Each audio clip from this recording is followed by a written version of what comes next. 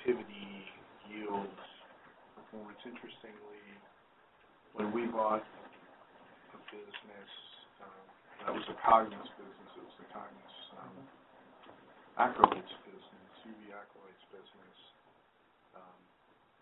In one of our other companies, they've been producing this product for a long time. And when we dug into it, we found that cycle times, yield, you would think that they would be about as optimal as you would get after doing that for all those years. And what we found is there was tremendous opportunity in improving cycle times, yields, et cetera, just by really sort of digging in and working on it.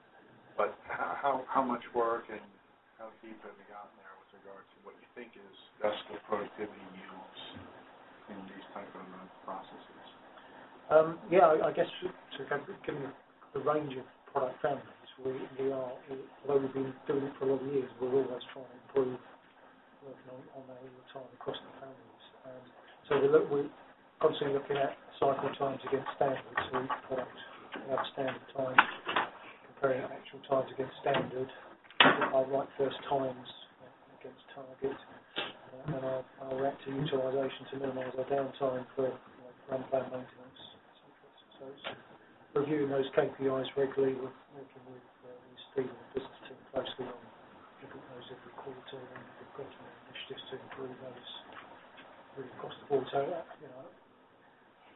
we've been doing it all years, but we are still working on improving those things always. I think those plants where we're at, the Monons plants where we're at capacity, it's been a big focus. So, we can't. It's difficult to benchmark yourself against somebody else, but it is a big focus for us. But it's on our scope. When we do become full with adding value to the business, we want to carry on growing. We don't necessarily want to carry on growing by spending millions of euros on a new plant, and you can improve what you have. I can tell you, the MFMs, for example, we've probably added more than 10% effective capacity in the last 3 or 4 years. So there are some quick wins that we can put in place. We've identified different back pumps, relatively small value.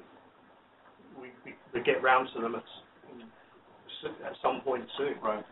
But the big ones, at the moment, we think that we can get more out of this plant without spending a lot of cash.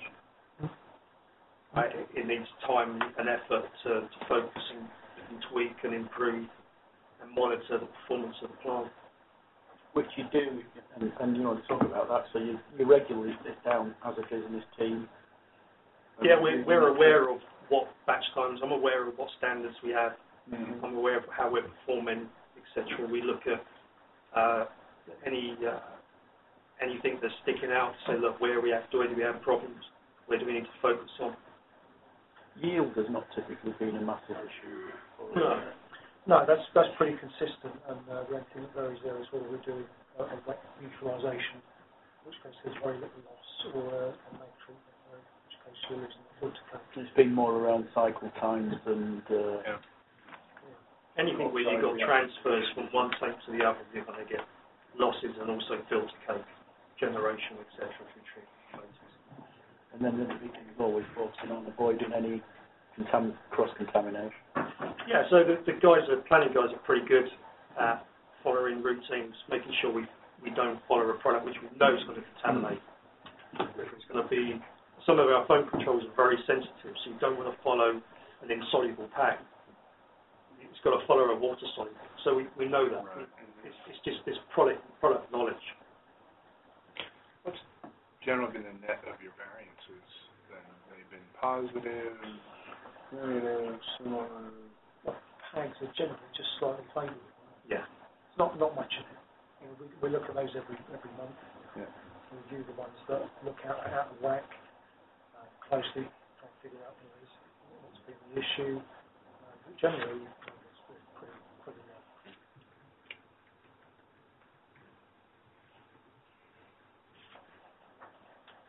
Any other on loops or stuff? Oh, Theo. Sorry, tricky to read. Go on, Mark. Brian. That's a bit easier to read. Yeah, so it's all contact lenses now altogether. Yeah. It's laid out slightly differently from the other slides. So on the left-hand side, Q1, actual budget against 2018 actual, and on the right-hand side, Q2. And then the products are split up into four separate lines. So blend for Johnson & Johnson. The other silicon materials, that includes the silicon material we provide to CooperVision, and it includes polymethacrylic acid for Alcon, which is the coating for the silicon lens. Methacrylate-based CL materials is largely high-purity HEMA and glycerol monomethacrylate, GMMA, and the in-monomer tints, so all contact lenses are tinted with a blue tint, so you can find them when you drop them on anything that isn't blue. And the product there that you might have seen this morning, Spima Blue. Yeah, Blue. Yeah. So those are the four different lines where we've grouped our products. So most of the growth for this year versus last year is due to the fact that this is the first full year of supply of blend to Johnson & Johnson. We were qualified, I think, we got the FDA approval in March or April last year. We started supplying September, so 4 months supply last year. This year is the first full year of supply of that material. And that drives most of the growth. So could you maybe walk us through a little bit? We got a little bit of the color from the team previously. Just walk us through the story of how you got there, how you got that win, how you achieved that, and Settle down and strap yourself in. maybe the Cliff Notes version. Cliff Notes are in the UK, but Do you mean how we won it? How we won the business? yeah. So I think,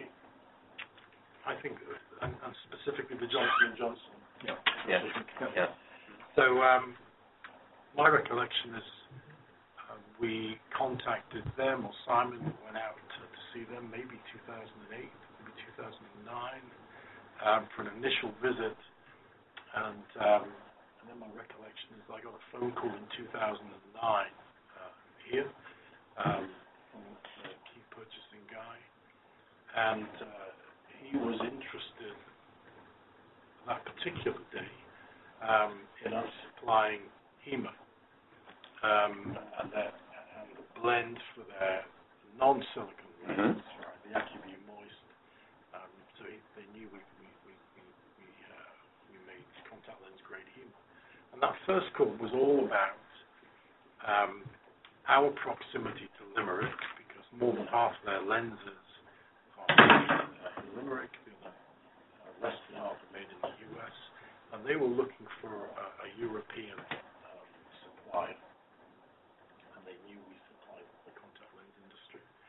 So, for me, it all began because of our track record. At that time, we've probably got over a decade, 10 years experience of supplying the industry.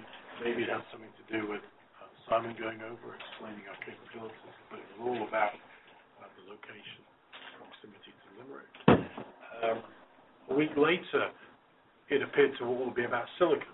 So, that's my recollection. Explained that the whole market was moving from traditional contact lenses to silicon materials. Yeah, so I think the story begins around 2009, 2010. By that time, we were already supplying the material to the other material that we now supply to CooperVision. We were already supplying that to Southwell. CooperVision subsequently bought. Right. Okay, so we had some experience of making silicon materials in the lab, and then we set about making these materials for Johnson & Johnson in the lab, and in the pilot plant. Meanwhile, we get bought by Geo, and So they asked you to